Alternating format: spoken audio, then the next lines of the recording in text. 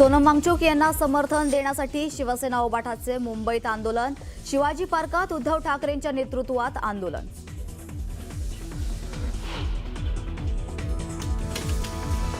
सहा बंडखोर खासदारांच्या शिवसेनेतील विलीनीकरणाला लोकसभा अध्यक्षांकडून मंजुरी। ठाकरेंच्या शिवसेनेला अजून एक धक्का।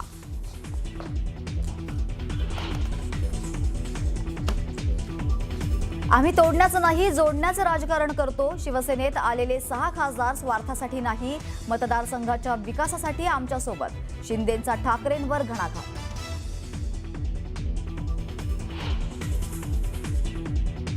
आम्ही जय श्रीराम जरूर बोलतो, जय शिवराय, जय श्रीराम, पण आम्हाला राम पाहिजे, तो भाजप मुक्त राम पाहिजे।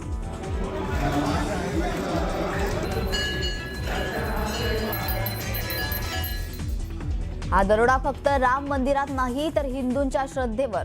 नागपूरमधून उद्धव ठाकरेंचा घणाघात।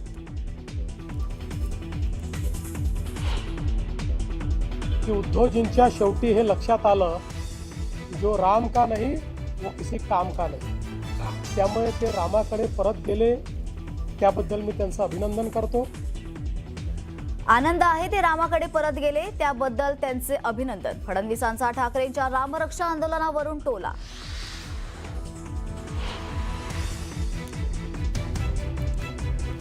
बहात्तरव्या राष्ट्रीय चित्रपट पुरस्कारांची घोषणा। मुक्काम पोस्ट बोंबिलवाडी सर्वोत्कृष्ट मराठी चित्रपटाचा पुरस्कार, तर मामुटी आणि कार्तिक आर्यन यांना सर्वोत्कृष्ट अभिनेत्याचा पुरस्कार जाहीर।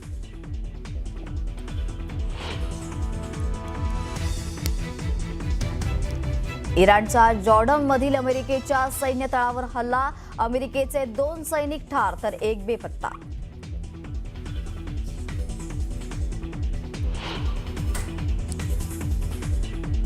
आणि फिफा वर्ल्ड कप मध्ये फ्रान्सचा 6-4 पराभव करत इंग्लंड 3ऱ्या स्थानी, तर आज अर्जेंटिना विरुद्ध स्पेनमध्ये रंगणार फायनल।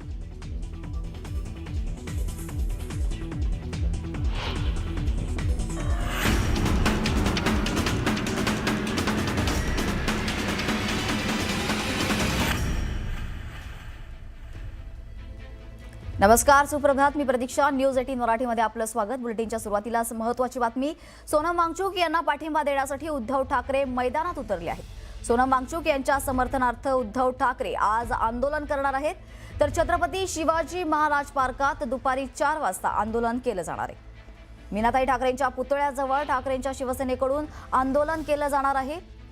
आताची महत्त्वाची बातमी, सोनम वांगचुक यांना पाठिंबा देण्यासाठी उद्धव ठाकरे यांचा पक्ष आज छत्रपती शिवाजी महाराज पार्क इथे आंदोलन करणार आहे।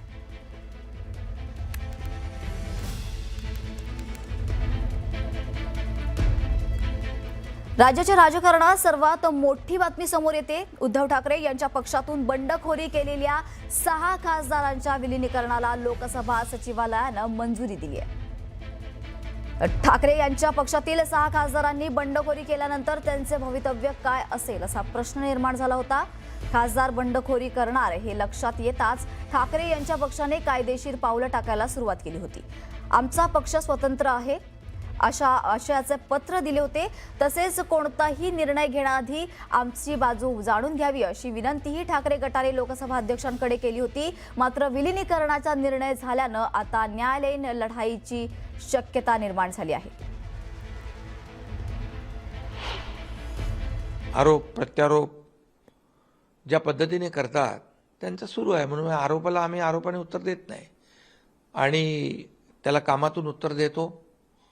आणि त्याचबरोबर हे ज्या पद्धतीने इतके लोक शिवसेनेसोबत येत आहेत, खासदार आले, अनेक लोकप्रतिनिधी आले, हे सोडून का जात आहेत याचं आत्मपरीक्षण ज्याला सोडतात त्यांनी केलं पाहिजे।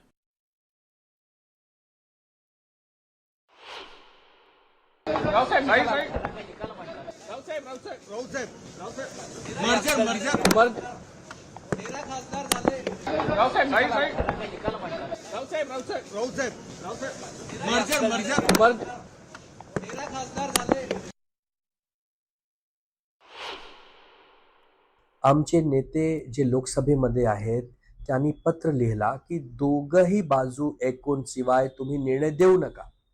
हे लोक बंडखोर आहेत, आमच्या पक्षावर निवडून आलेले आहेत, आमच्या निशाणीवर निवडून आलेले आहेत. पण आज पण तोच विषय झाला जो 2022चा झाला होता. म्हणजे जायचं कुठं, सांगायचं काय, कुठं गुहार करायची. कोर्टामध्ये तारीख पे तारीख होत आहे. जे स्वायत्त संस्था आहेत चुनाव आयोग सारखं आमच्या विरुद्ध आहेत. जे स्वायत्त संस्था निष्पक्ष झाला पाहिजे, लोकसभा अध्यक्ष, ते आमच्या बाजूला नाही. दरम्यान उद्धव ठाकरेंच्या या आंदोलनावर मुख्यमंत्री देवेंद्र फडणवीसांनी घणाघाती टीका केली होती. त्याला उद्धव ठाकरेंनी रामाची रक्षा करणारच असं म्हणत प्रत्युत्तर दिले. उद्धव ठाकरेंनी भाजप आणि राष्ट्रीय स्वयंसेवक संघावर जोरदार प्रहार केलाय.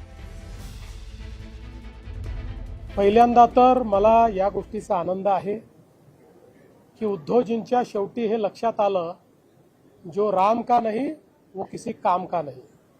त्यामुळे ते रामाकडे परत गेले, त्याबद्दल मी त्यांचं अभिनंदन करतो.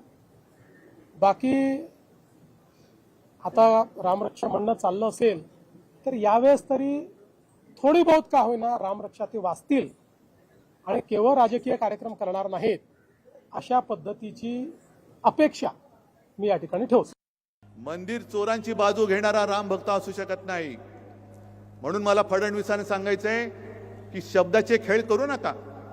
राम रक्षा येते की नाही, राम रक्षा स्तोत्र येत नसेल, पण मला रामाची रक्षा करायला येते आणि ते केल्याशिवाय मी राहणार नाही, मागे नाही हटणार. वळूयात पुढच्या बातमीकडे. गेल्या काही दिवसांपासून शरद पवारांच्या राष्ट्रवादीविषयी राजकीय वर्तुळात अनेक चर्चा रंगल्या आहेत. शरद पवार एनडीए सोबत जाणार, शरद पवारांचे खासदार सुनेत्रा पवारांच्या राष्ट्रवादीमध्ये सहभागी होणार असे राजकीय तर्क लावले जात आहेत. मात्र खासदार सुप्रिया सुळेंनी या चर्चांचं खंडन केलंय. एनडीए कडून असा कोणताही प्रस्ताव आला नसल्याचं सुप्रिया सुळेंनी स्पष्ट केलंय. एनसीपी शरद चंद्र पवार पार्टी को कोई भी प्रस्ताव कहीं से भी नहीं आया, न कांग्रेस से आया है, न बीजेपी से आया, न किसी से आया.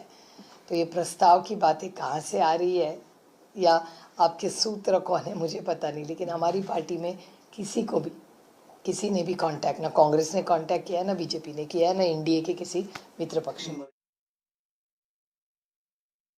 हम 8 सांसद हैं. हम हर हफ्ते किसी न किसी काम से हमेशा मिलते रहते हैं. आदरणीय पवार साहब से मिलते हैं. अब मेरी तो विस्तार से लगातार सबसे बात होती रहती है. मुझे हमारे एक भी सांसद ने नहीं कहा है या विधायक ने नहीं कहा है कि कुछ अलग करना है. सब अपने जहाँ हैं हम खुश हैं.